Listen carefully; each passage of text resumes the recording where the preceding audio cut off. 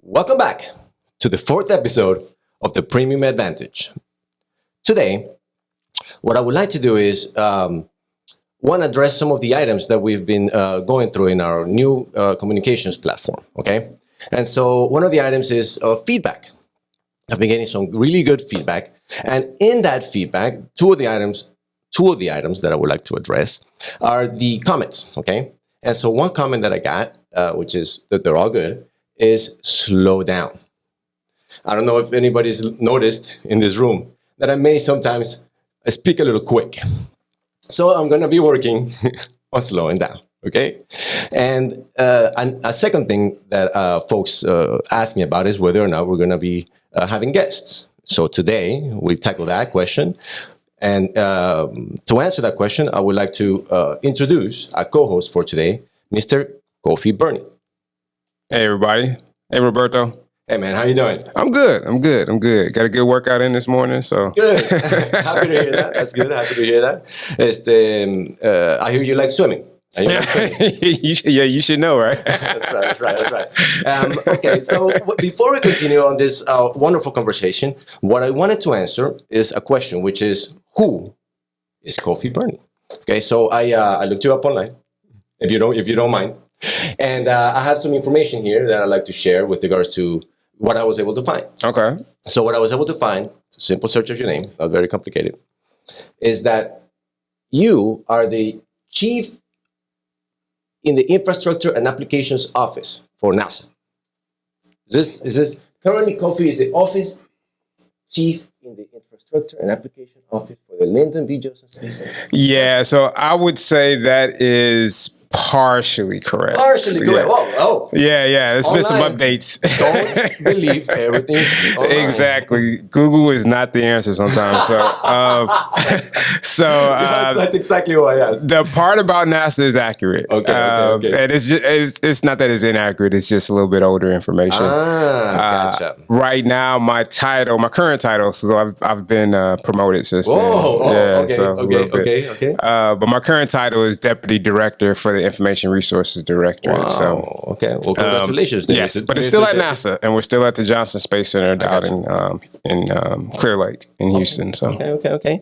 And then I also ran into your LinkedIn profile. Let's see if this is updated. Again, this one on the internet. Deputy Chief. Yes. Oh, I should have started with this one. LinkedIn is correct. Yes, LinkedIn is correct. Okay, the LinkedIn is correct. Deputy Chief. I also was able to run into your Instagram. Yes. Little bit. Oh, did I take that post down? Too late now. Too late now, man. Too late now. Let's see what we have. Mr. Kofi Burney. Oh, also angel investor.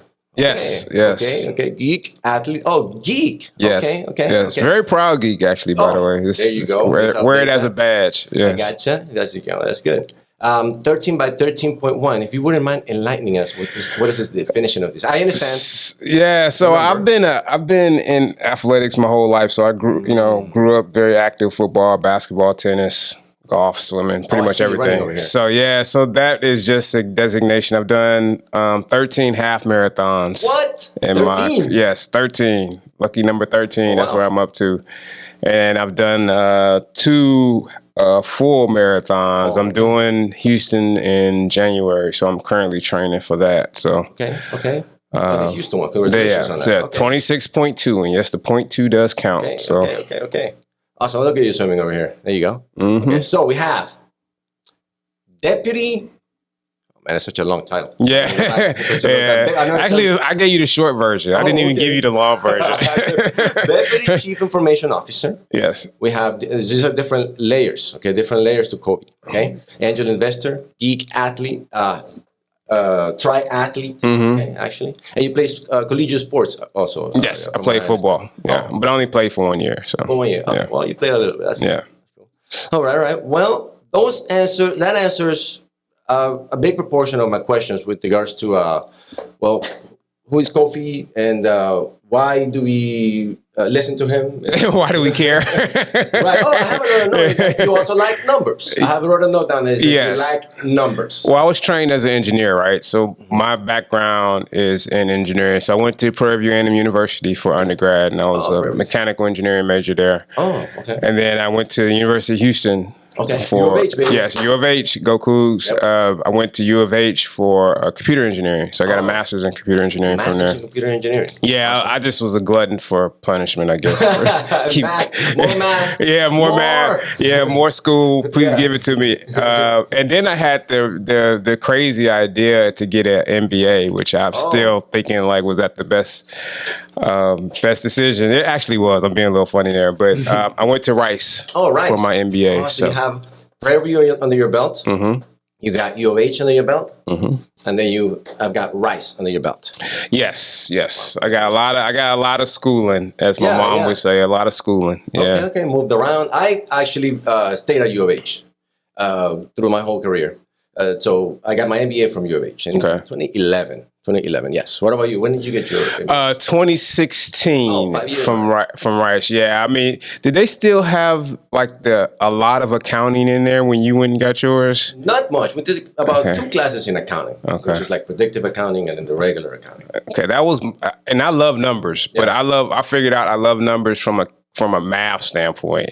Oh, I was going to ask you that question because numbers and math are different. Yeah, that accounting, it's like one of my Rice professors actually broke down, I think it was GE, and the creative accounting they were doing. And the numbers didn't add up, and they were pulling numbers from X, pulling numbers from Y. And I was like, wait, is that possible? That doesn't make sense. So. Well, I'll tell you this. I've learned recently, apparently, anything is possible. Exactly. Reality is subjective. X, Y. And see, that's the part about math I love, right? Mm-hmm. I mean, in almost every form or universe, 1 + 1 = 2. Mm-hmm. Something is up. Yeah, I mean, in science, maybe in engineering, that's pretty clear. But when you get into accounting and some other areas, you can kind of make the numbers say what you want them to say. That's a good point. That's right. Especially statistics, probabilities. Yes. Yeah. I mean, there's some wiggle room there, but for the most part, you know, in an engineering context, you really have to have some kind of validity to your proofs or your so you can repeat the process. You have to be repetitive or at least consistent. Yeah. Not only consistent in your successes, consistent in your error rate as well. Yes. And absolutely. so that brings in some factors such as, in engineering, they use the safety numbers, like this is correct, but multiply the number by 3 to make sure you're 3 times so things don't fail. Sometimes, yeah. And some of the estimates that we do use some level of error because you want to make sure that you're providing, because everything has some kind of error related to it, and you want to account for that in your numbers or whatever your proof or whatever you're trying to do. So yeah, there's a little bit of probability there. You know, we're human beings at the end of it, right? So we don't get everything right. So you want to like give yourself a little bit of leeway, both positive and negative. And so a lot of that is based on kind of error correction or, hey, I'm gonna give myself a little bit of safe zone there. So okay, excellent. We're all learning a little bit more about the knowledge and the experience of Mr. Kofi Burney. Well, I can go full geek. Just let me know. Nobody wants the full geek. Yeah. Slow down. That's all right. All right, cool. So we got likes, numbers. Oh, I also have a note here. Public speaker. You've done some things in public. Public speaking, I guess, is something that's a little bit under your belt. A little bit. I've been trying to get a little bit more into public speaking. I've done a few. I had a few opportunities there, mostly on the tech, IT. What I'm really, really passionate about is STEM, so science, technology, engineering, math. STEM. And the fact that at least in engineering and even in some other sciences, the number of people of color that are involved in those areas is underrepresented. And so one of the things that I would really like to see is to have that be increased, or at least have younger people know that, hey, this is a potential area for folks to kind of get into, and to, everybody, you don't need to be just a doctor or a lawyer. We got plenty of those. Yes, that's right. There's opportunities to be an engineer, scientist, mathematics.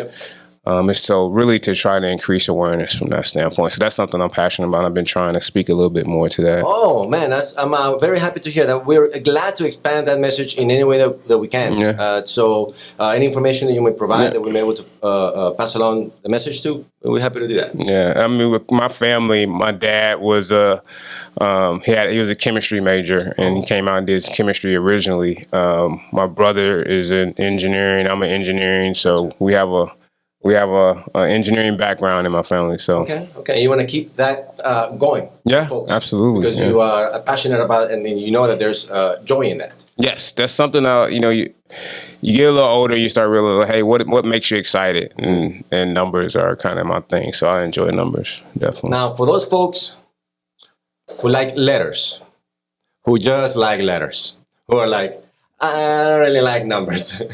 That's where math comes in, actually, because I also like numbers, but I was on the track of engineering, and then engineering started mixing in the numbers that I like so much with letters. And whoa, I like numbers. This now we're including letters into this A plus B Y situation. And at that point, I went with technology. it does have a lot of letters and things of that nature, but I just feel engineering had more letters involved. I'll say this. I agree with you. So I'll say this. A lot of the good engineers I know, because a lot of it, you're right. The engineering part is the math part, is the science part, but you still have to be able to communicate that. You have to be able to talk to people and communicate your ideas. So a lot of it is, hey, how do I speak to this? How do I communicate to non-technical people? Yeah. How do I can't just, everything is not just to another engineer. Some things are like, hey, how do I talk to somebody who I'm trying to communicate my ideas to? And that when it comes to more of a, speaking and communications and some of the softer skills. So you definitely need some of that. Okay, perfect. Absolutely. Perfect. Cool. All right. Now, I had a question also that was in my mind, which regards to the projects that NASA currently has. I run into a couple as I was just skimming through. Is there one in particular that you have in mind that you would like to share with folks that you think maybe that would be cool for people to know that this is how NASA is operating, or maybe a project that you may be working on that is also cool that it's worth for other folks to listen to? Something that's not top secret, and I wouldn't have to erase you or something after. I want nothing but top secret information here. That is what we're offering. Yeah. Top secret. The government's listening right now. Just heads up. All the time. So we have a lot happening. So NASA is huge. So NASA in general, National Aeronautics and Space Administration, for folks who don't know what NASA stands for. But there's both the space part and there's the aeronautics part. Oh. So what folks don't necessarily attribute a lot to NASA is the aeronautics part. And just as an example, one of the things we're working on there is, when you fly planes, there's only so fast a plane can go before it creates a sonic boom. Yeah. And that sonic boom can create a lot of noise and shatter windows. So it's not necessarily that the technology can't fly planes faster. Imagine if you could fly from here to New York in like an hour. Yeah. What one of the limitations is that the speed of the plane, it creating sonic booms over land and breaking windows. And the friction, even though, and it's interaction with the things that we don't actually see, but are there. Yeah, so it's like while you're flying over there, you're creating all these massive sound waves that come down to where people live, and people sleeping, and then you're like trying to enjoy themselves, and all of a sudden you hear this big boom like out of nowhere, or multiple booms. Yeah. So we're kind of getting to that point where we're having to address. So one of the things we're looking at is, can we create kind of a low boom so it's not as loud? And so they're trying to design kind of the nose of the aircraft where it dampens that sonic boom. So that's one of the things from a NASA standpoint, folks don't necessarily associate with us because they don't know that the other A is aeronautics. Gotcha. And so, so exactly. And it's nobody's fault. It's just part of what. It's Tom Hanks' fault. Right. It's Tom Hanks' fault for Apollo 11. Right. Apollo 11? Yeah, all we're associated for is space, which is great. And so then, where I work at the Johnson Space Center, we're in human space flight. So there's even multiple dimensions of space flight. There's kind of more the scientific robotics space flight, and then there's human space flight. Yep. Some of the things we're kind of working on is, what we've been given a clear mandate from Congress. So we're clear at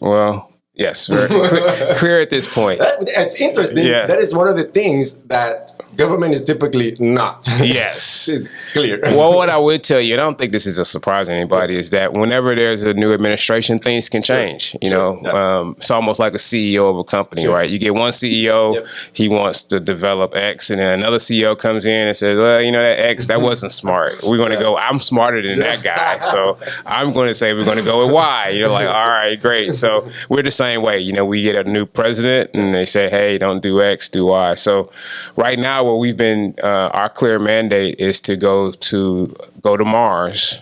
But to make a stop at the moon. So, okay. I understand that. Yeah, so our plan is to get to go back to the moon. Now we've been to the moon before. This isn't something where the United States of America has clearly been to the moon multiple times. I mean, some people would question that. So not me. I've seen the video. Were you there? Were you there? This is a little bit before my time. A buddy showed me the video. You see a light come crashing down like it was like staged or like it was like it's kind of weird. It actually happened. We actually did go to the moon. If you got, that's right. You got top secret. Top secret. This is a top secret, but this is. I just want to debunk any conspiracy theories, and if you got the tinfoil hats, the numbers guys. Well, I was a Boy Scout too, so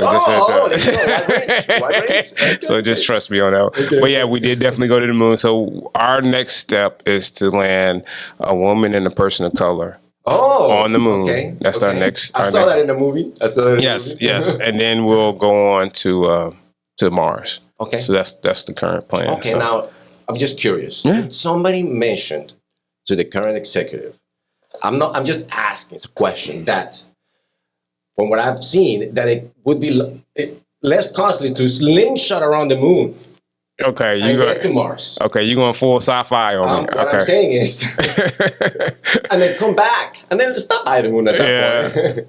I'm just saying, is nobody mentioned that? No, we didn't have that discussion. Oh, you have? Yeah, we did not. No, we did not have that discussion. I imagine. So this is my thing when I think about the president, right? When they swear you in, I assume they take you in a back room somewhere and they tell you all of the secrets of the country, like all the stuff that nobody else knows. Here's everything that you need to know. I'm like, it's got it. Like, hey, exactly. It's like, hey, here's everything that like here's where Kennedy, here's who shot Kennedy, that kind of thing. Like, well, we didn't, but here's where I don't know. Here's where the Grail is. I don't know. They tell them everything.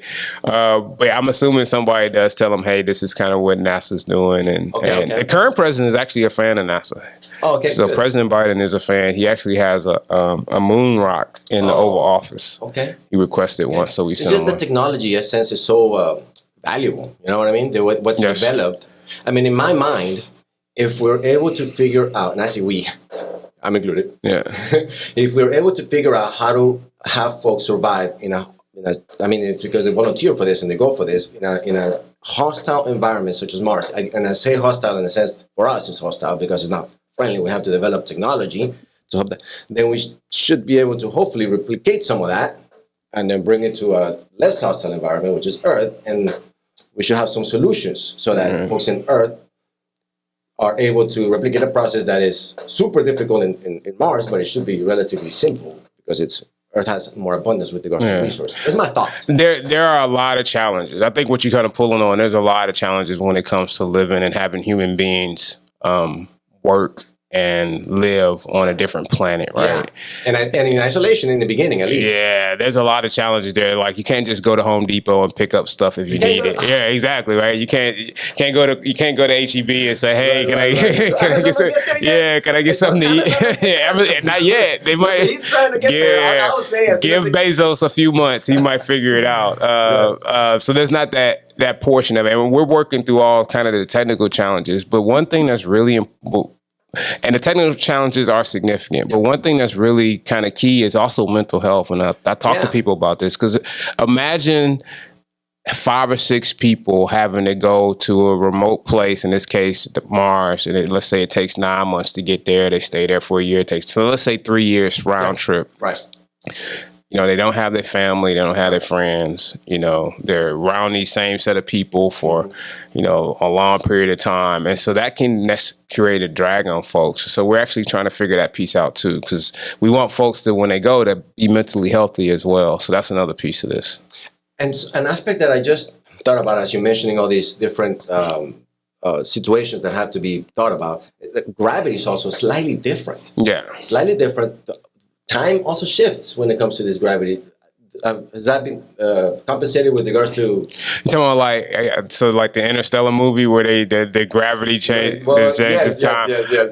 It's not that significant. Oh, okay. In the moon of Mars, it could be a little bit of a significance. And plus, we've had we've had people live in microgravity for a while. Oh, okay, right. So we currently have the International Space Station that's orbiting in low Earth orbit. I got you. So they have that. So we have a lot of experience there because we constructed this huge. I mean, to me, it's not even given enough credit.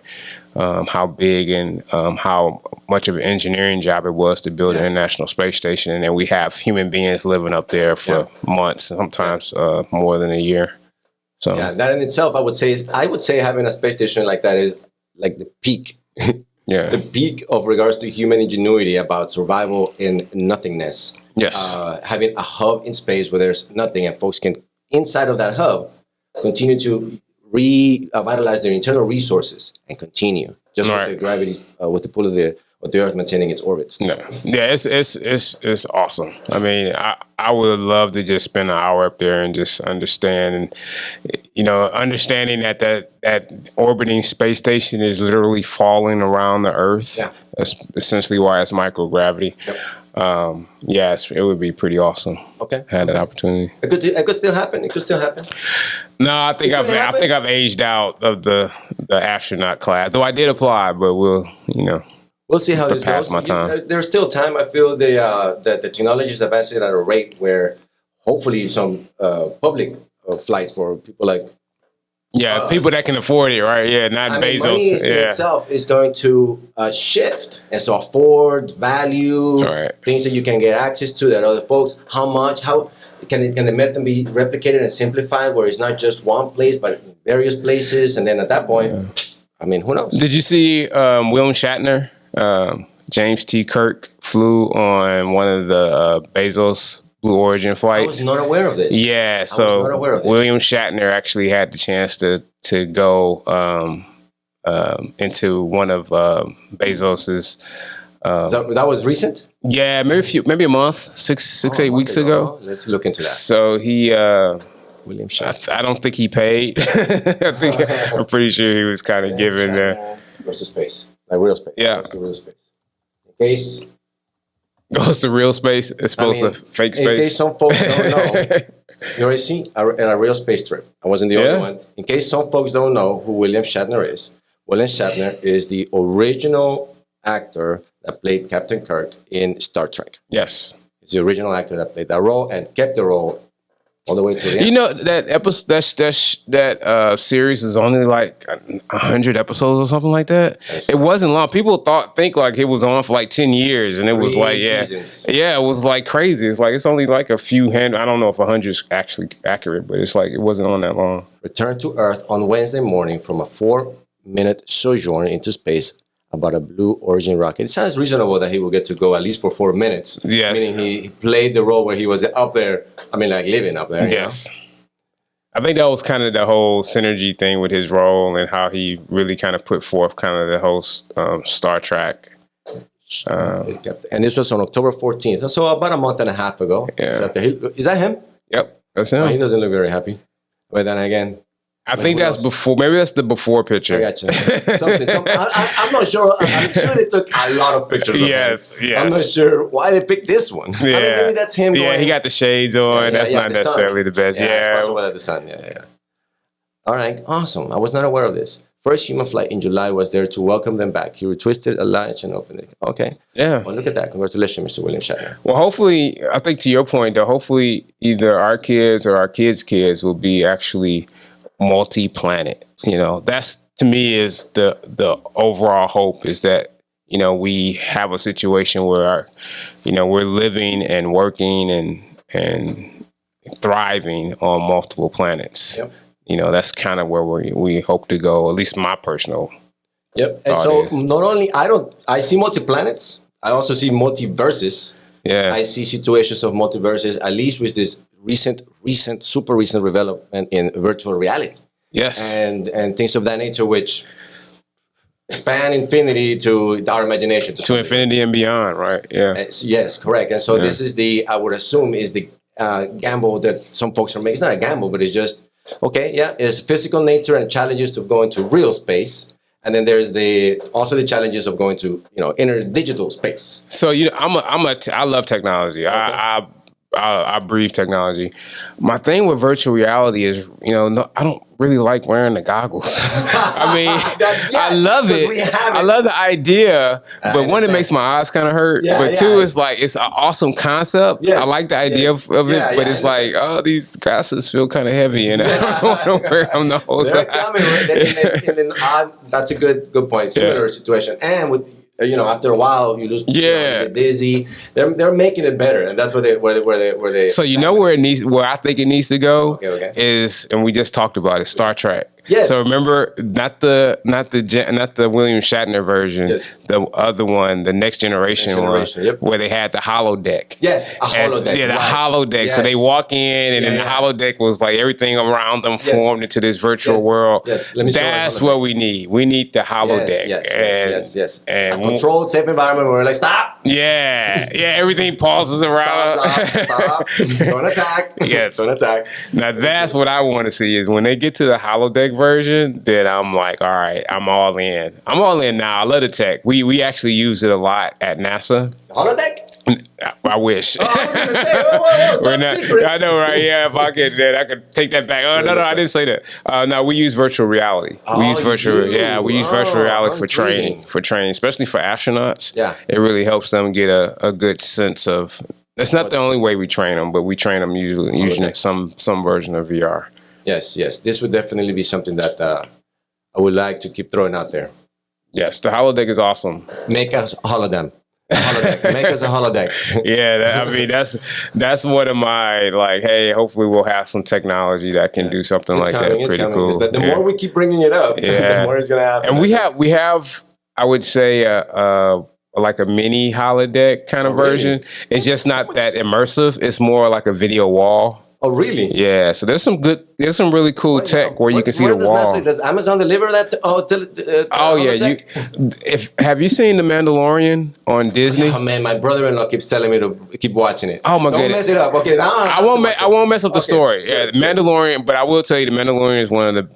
Oh my goodness, it's one of the best series. Okay, now. But they filmed part of that in a sound stage. That had a lot of the video walls, like it was almost 360 immersive. Yeah.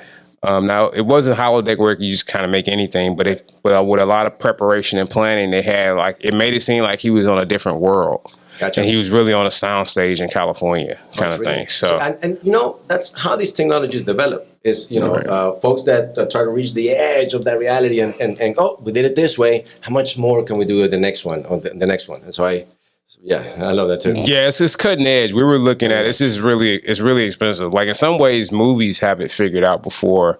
Like you mentioned before, the government isn't necessarily the most efficient, and it's designed to not be efficient, honestly. But that's right. In some ways, movies have it. They're more cutting edge than we are. Yeah, I would assume is they get they're internally funded and they're able to make their money back and charge for the tickets. And they go, hey, you're gonna watch this movie. You have to do the math, make sure you can get the right amount of funds back to. Yes, absolutely. Yeah. Adventure, It's just a fun adventure. Okay, so we've gone through the question: who is Kofi Burney? Yeah, I think so. I think that was enough. Hopefully, that wasn't too much. You got more? You have more? You sure? You got more questions? Not something you want to? No, I just want to say. So, do you really believe that we could be able to exist on the planet like that really can happen? I believe that our kids will have a shot at it. I believe that we aren't close enough right now. And honestly, like a lot of things in life, it comes down to money. If there is enough national direction to say, hey, we want to be able to do X when, then I really believe we could probably get there in that time frame. You know, space industry is really a game of kind of one-offs. We're usually designing stuff that nobody's designed before. So that takes time, right? You know, it's not like designing a car. Plenty of people design cars. So designing a new BMW takes 6-8 months, maybe. I don't know exactly how long it takes. Designing a new rocket that can take you to Mars takes years.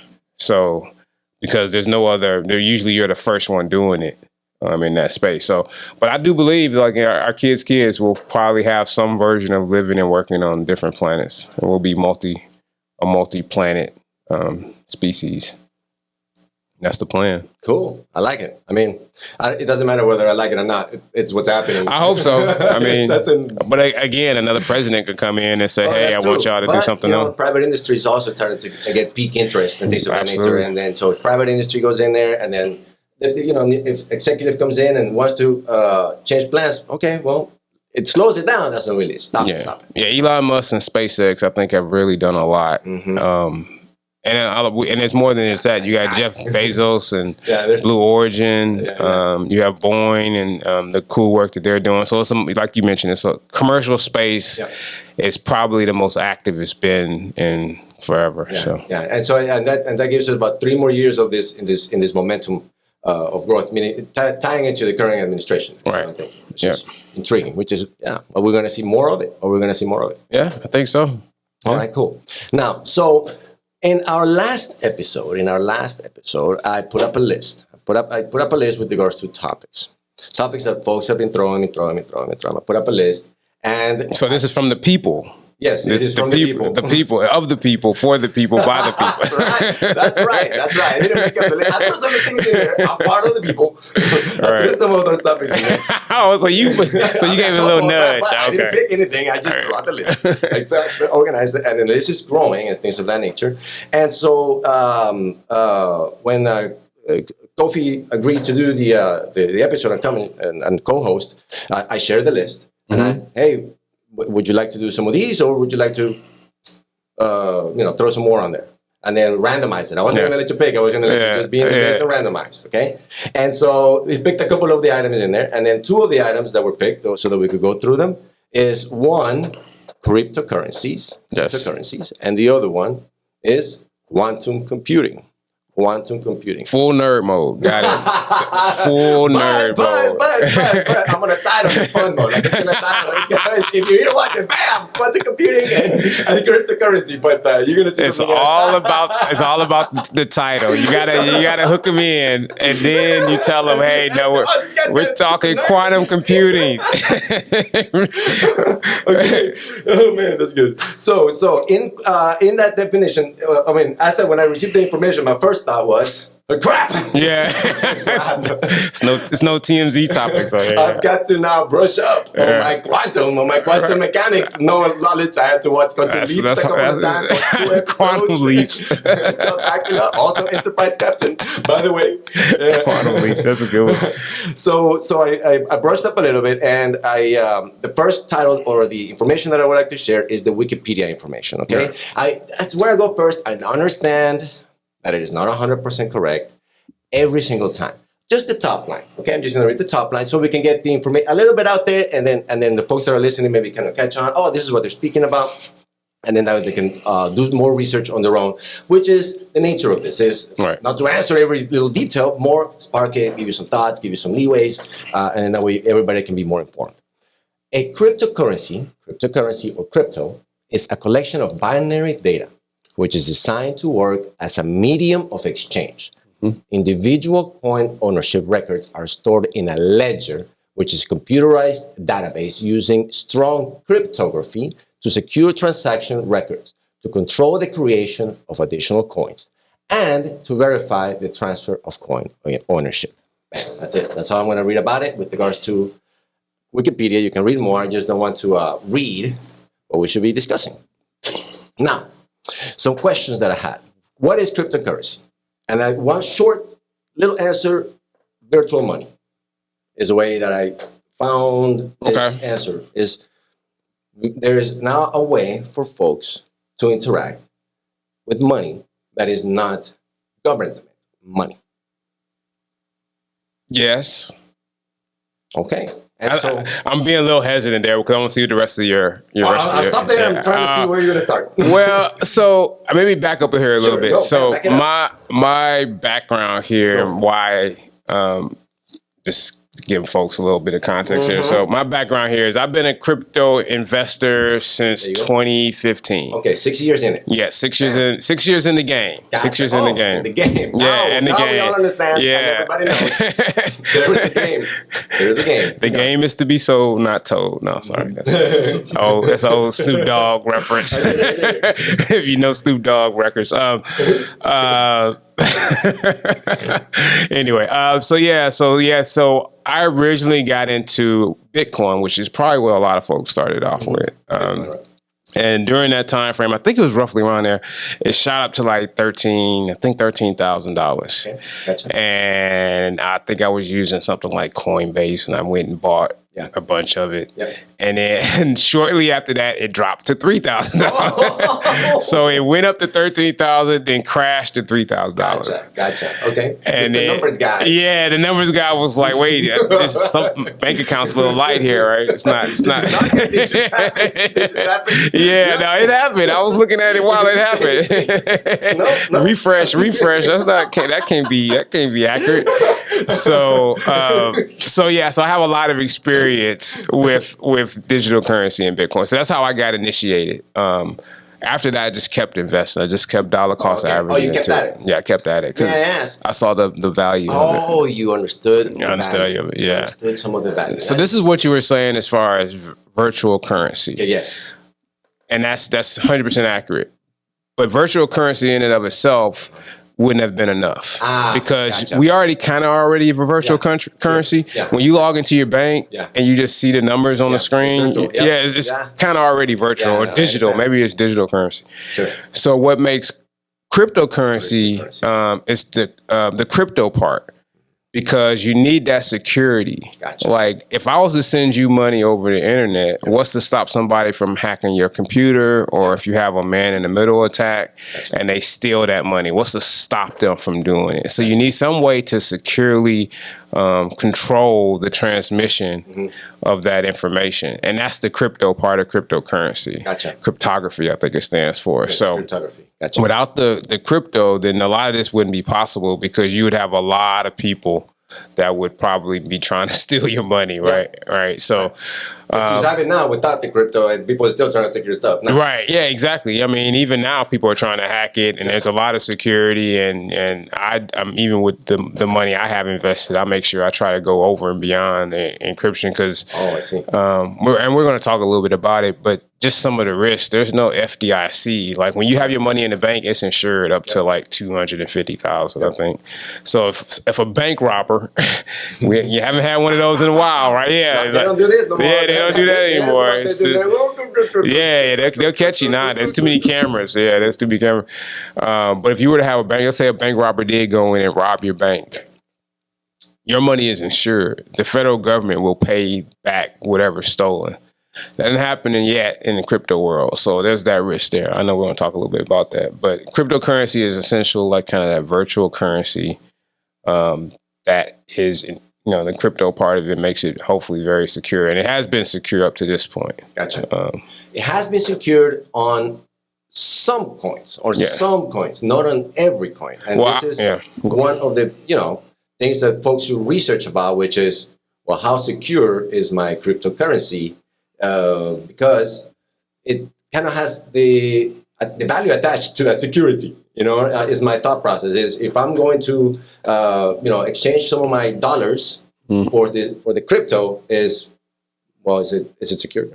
Well, there's different parts of being secure, right? So when I say cryptocurrency is secure, I'm talking about the blockchain. The blockchain. And the blockchain is kind of that database, that ledger where all these transactions are recorded on, and that has been pretty secure to this point. Yeah. So the blockchain is different than a lot of the front end systems. I think what you're referring to is kind of that front end system. Like we go in and we program these websites that interact with the blockchain. Yeah. Now those have been hacked. Yeah. Some of those, if you're not really attuned to your security, those have been hacked. But to now, the blockchain has been pretty secure. Gotcha. And now and the reason why I bring it up is because I read an article, it's somewhere in there about one of the coins or one of the cryptocurrencies, their blockchain was hacked, or their system was hacked. I'm not sure if I'm even using the correct term with regards to the blockchain was hacked. Their system was hacked. I think it was more the system. I saw that link that you sent. I think it was more the system than it was the blockchain. Gotcha. But at least for now, let's just say they were hacked. Yeah. I mean, the point is, you're not calling a 1-800 number to get your money back. Correct. Well, that's one of the risks that people have to understand is that with the freedom that these coins brings to the table with regards to because that's what some folks like, is because it detaches from the governmental entity is my thought process, because it's apparently, from my understanding, a community. That's rampant. I would 100% agree with that. I'm not there. That's not why I invest. But there is a lot of, we don't trust the government. Correct. We've been printing money, and the U.S. dollar isn't worth the paper it's printed on, kind of thing. Yep. I think there's a thread of that with folks that are involved in cryptocurrency. That's not me. The overall value is to be able to, in the future, is to be able to say, well, what can I afford? What are my options? Is my dollar here? And so if you're not understanding that this situation is brewing, coming in, you're not going to have the opportunity to research and go, I should give me some Bitcoin this season because Bitcoins are coming in. I'll tell you this. I think part of what's happening is we living in a world where real interest rates are like low. Like your bank account is getting like 0.5% interest. Right. And you could put $10,000 in there. What's that, like $1 at some point in a couple of years? So, it'll be zero. And then inflation, of course, is 2-3% and going up, right? Yes, correct. So you're actually losing money. So you have it sitting. So if you have it sitting there, so a lot of folks do the math and say, well, I can leave my money in my Chase bank account getting 0.5% interest, or FDIC insured. So if the loan, one of the Jesse James comes in and starts taking it and robs a bank, then I'm good. God, bam. But then my 10,000 is worth like 9,980 next year. Next month. And inflation is just kind of the purchasing power. Like how much can I buy with that money? And every year inflation eats into that. You can buy less going every year. So some people are saying, well, I need to get a return. And so then you start looking at, well, where can I get a return at where I can beat inflation? Yeah. And we're talking legally. There's probably some ways. Sure. There's probably some ways you illegally can do it, which we won't be covered in this part. But legally, there's only so many ways you can go to get returns that have beat inflation. Right. And even bonds right now aren't doing it. So you're basically looking at stock investments, the stock market, and crypto. It's your only risk. Yeah. It's a regulated risk where that is your option. Yeah. And real estate. Real estate as well. Right. Bam. Two big options. Yeah. Okay. Anything else? You got businesses you could try to do. Right. And then this is where the opportunity came in with Bitcoin, cryptocurrencies. Right. Fourth option. Yes. And then they spread. Bam. Yeah. People hear about the Bitcoin has increased like 10,000. Yeah. Well, funny story there. So when Bitcoin originally came out, and this was, I think, 2010. One of the guys actually, I'm pretty sure he had no idea what Bitcoin was going to be worth. Yeah. But as a means of trying to use Bitcoin in the real world, he actually bought like 2 pizzas. Okay. With Bitcoin. I think it was like 10,000 Bitcoins. Okay. Okay. Yeah. So he bought like 2 pizzas. He had them delivered. Okay. And he gave the guy like 10,000 Bitcoins. Yeah. 10,000 Bitcoins. I think that was, let's see, make sure. Let's see. He actually gave, 10,000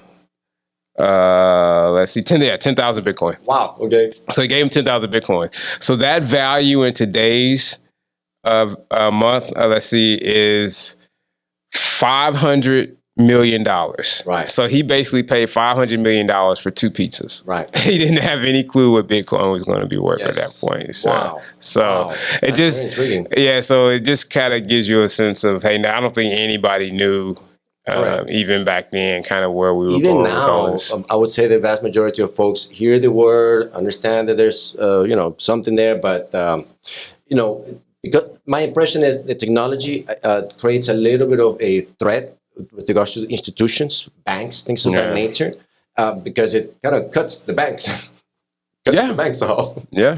Bye banks. If the strategy works, I guess, which is create a blockchain, which is a secured ledger, because now you don't need the bank because it's a community ledger. It's a community ledger that everybody has access to, not just the bank, and not just it's just everybody has access to community ledger, secured, encrypted. Everybody's using it. Why do you need the bank? Why do you need to pay the bank money? Which I think is important because, and I'll go back a little bit. So there was a thing in at least cities, I think it was mostly in the 60s, called redlining. I don't know if you're familiar. So redlining was where, if you were a person of color and you tried to go get a loan of some type, they kind of redlined you. Is that right? So you wouldn't, either you wouldn't get it or they charge you a lot more money for it. So it's kind of more of a, hey, we look at you and see kind of your skin color and say, all right, well, so these were the same bankers and investors and folks who were saying, hey, we wanted to make a judgment based on who the person was. Mm-hmm. The advantage of crypto is that it's called trustless, so there's no trust involved.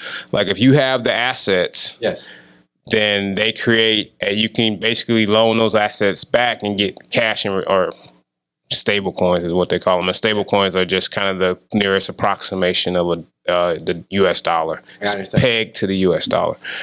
But it's the beauty of the finance part of crypto right now is that it's trustless and permissionless. You don't have to go ask a bank, to your point, you don't have to go ask a bank for permission to borrow or loan money. There's no, hey, let me talk to the manager. There's no credit scores. There's no FICO. It's basically, hey, if you have the assets. There's no inquisition. There's no application. Well, maybe you got to push enter a couple times, but that's about it. So it makes it. I think that to me is one of the really positive features of crypto, at least for now. And that also available in the weekends, so Saturday, Sunday. Oh, it's 24/7. 24/7. Which system. Yes.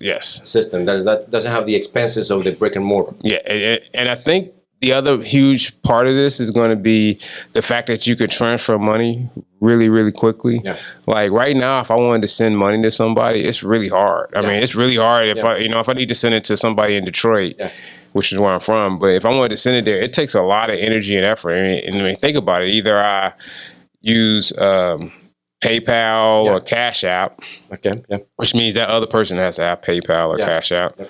There's Zelle that I think some folks are doing now.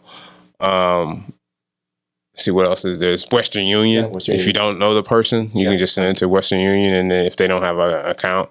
So one of the beauties of crypto is now that you can actually send it securely and cheaply via a lot of these blockchains. So I think that's a positive as well. Because the blockchain records a transaction. Yes. So, hey, permanently. Permanently. Yes. To infinity, to eternity. Yeah. As long as the system, the internet, or whatever is the internet in this particular system is working, then the value retains. Yes. It records the transaction. The value is dependent on other factors, but That's true. Yeah. So it records the transaction. It knows you sent 100 of coin X. Like if I wanted to send you 100 of coin X, then the blockchain will record my wallet sent Roberto's wallet 100 coins. Yeah. And then you can do with those coins what you want. I was also interested in understanding, because it's not just it is a ledger and it records, but there's also implications where you can put art in this mix. Yeah. Where you can create, where it's not just money, now we're including art. Yeah. And so this process in itself was fascinating to me, because it talks about recording the value right away from the person that adds it in there. And I'm very curious about that. Do you have some? Is it something that you've experienced? Or tell us a little bit about so this. the art piece is it's called non-fungible tokens. So there's this thing called NFTs. NFTs, yes. Yeah, right. So you can really, in the blockchain, you can store other things other than transactions. Gotcha. Other than transactions. Yep. Yes. Now, transactions is primarily what it's used for. Yep. Is to record kind of, we talked about that medium of exchange or exchanging financial or investment information. But you can also store art. And so part of it is, they call them NFTs now, and my buddy calls them JPEGs that you just pay a lot for. So, but yeah, you can, it's to the point now where you can actually send out NFTs, which is what they call art. And I think you can do sound, you can do music. Oh, really? There's other information you can put into the blockchain. Okay, I'll put a little bit more of that in the description. I didn't want to spend too much time digging into looking for it because the time is limited, and we have one more topic to go through. Okay. One more topic to go through, and the topic that we spoke about was quantum computing. Yes. Quantum computing. Yes. Now I went to get a definition. So again, to get the conversation. You went to Wikipedia, right? Yeah.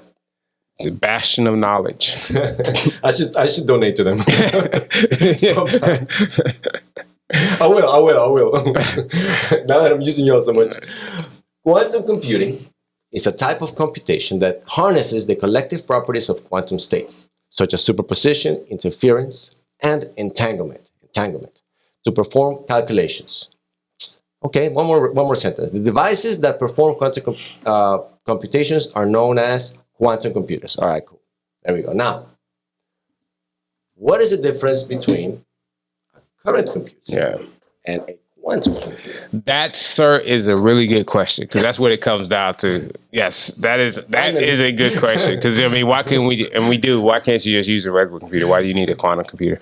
So regular computers are basically, we have this concept of being digital, right? And digital basically means taking it really, really down the rabbit trail, but ones and zeros, right? That's how, bits and bytes, and you get to other infinite knowledge there, but we essentially get to ones and zeros, on and off, and that's kind of how computers work. And that's the heart of a transistor, which makes up the brains of a computer.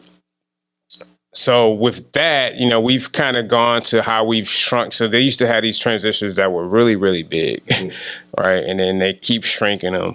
But we're starting to get to the level of physics where it's really hard. And full nerd moment. It's really hard to keep shrinking the transistors and putting them on these little chips. We have a chip shortage. Yeah, we have, and that's a whole different context. But yeah, we also have a chip shortage, right? We can't even get enough chips because everything has a computer in it now. That's right. They're putting computers in the cars, refrigerators, washing machines. Your pencil going to have a computer at some point in it. I don't know what it's going to do, but I'm sure it does.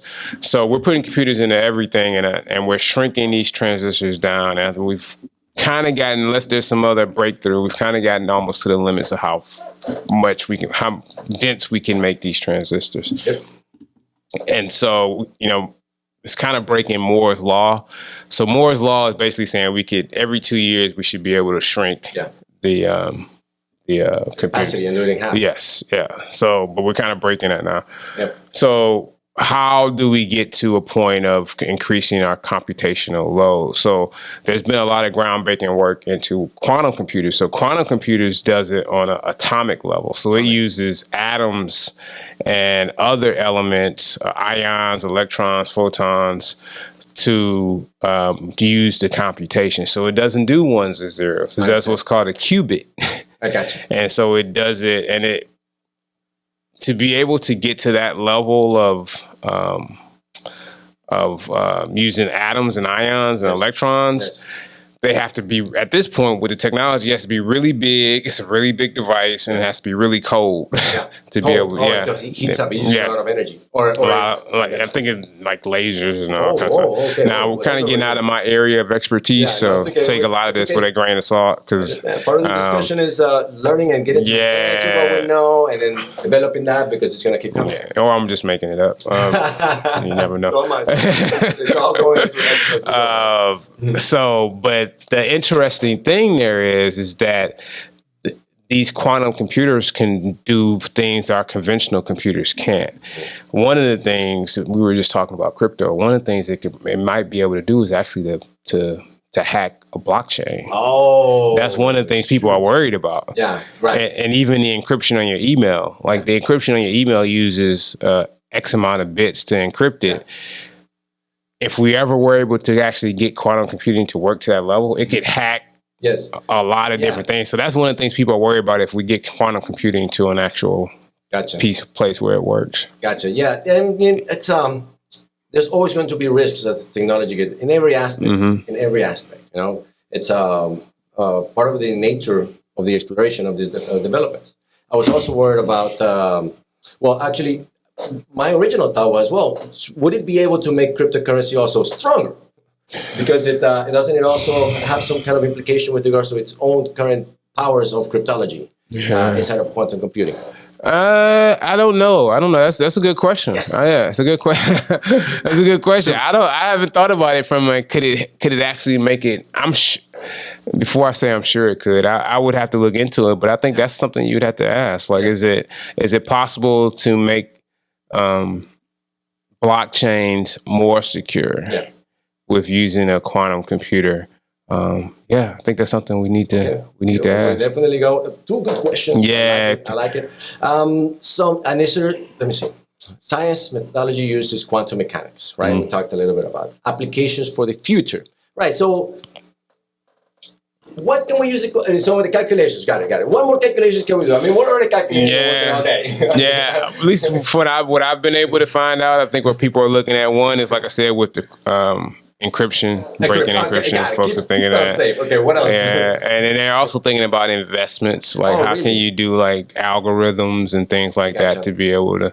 So there, at least at this stage of the development, there aren't a huge number of use cases for quantum computing. Gotcha. So now, as with any technology, as it matures and smarter people come by and kind of figure it out, there's probably going to be some other things that it can do. But at least at this early stage, similar to how the transistors that we figured out, the semiconductors that we figured out only had like really basic applications. Gotcha. I think it's going to mature. But at least for now, it's not a huge number of applications. I think the big fascination is when folks, such as myself, have to adapt to something new that is never heard of, in the sense of it's not zero, it's not one.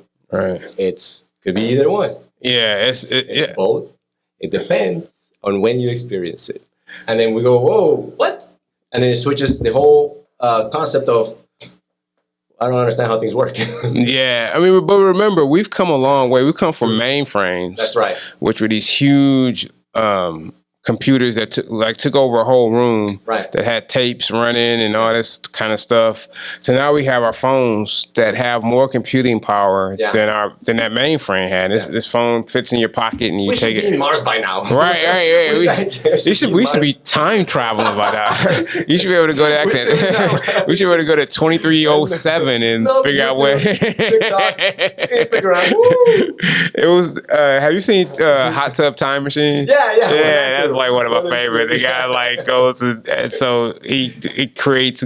He called it Lugal instead of Google. The guy's name was Lou. And he renamed Google to Lugal, and then he became a billionaire. That's probably the bad way to use time travel. Yeah. Depends on who's using it, I think. Right. Yeah. Bad is subjective. Quantum reality. Bad. Especially if I get rich off of it, right? Okay. But yeah, so the point is that we never know where technology is going to go. Right. Yeah. So I think. Quantum computing is one thing I'm really excited about because I think it does have a lot of potential. But as any technology, there's good and bad things about it. Like I said, supposedly, if you could hack something and, have people lose a lot of money, their life savings or something. Let's say people have $1 million in crypto. Yeah. and then somebody hacks it, and that was their whole life savings. Yeah. FDIC that. Yeah, right. FDIC. No, FDIC. the government like don't call me. Yeah, the SEC's like don't call us. We went into your crypto quantum situation. We get you dollars. You get dial tone like, dude. Yeah, like like we cannot help you. We don't want to help you, and we won't help you. Okay. Well, I think now we have reached the time limit with regards to the shot. I want to thank you very much again for co-hosting today. We will welcome anytime. Oh, thank you. To come back. We have the other topics as they come in. We have a scheduled set of episodes that are coming for the next 3 months. Is that right, Quincy? We got 3 months? We got sent you the schedule? Yes? Oh, yeah. Beautiful. Cool. What's the next topics coming up? What's the... You mean the next ones? Yeah. The list is there, and then some folks are... Yeah, but is there already... has it been votes already on there? What's in the lead, or is there... Well, so whenever somebody doesn't pick, I'm going to randomize. Okay. And this is the nature of, I don't know. You know what? You're random. I'm just going to throw a topic in, and good luck. I hope you did a little bit of research on some of these. So it's a surprise for the listeners which one's coming up. Correct. Okay. Right. No anticipation. You have to tune in. Tune in, baby. Quantum computing. Right. Yeah. Well, hopefully it won't say quantum computing. No, you'll get a bunch of geeks on there. Watch every line. Watch everything. Bam. That's the most interesting part we talked about. You gotta say free pizza on there. That might work too. Yeah.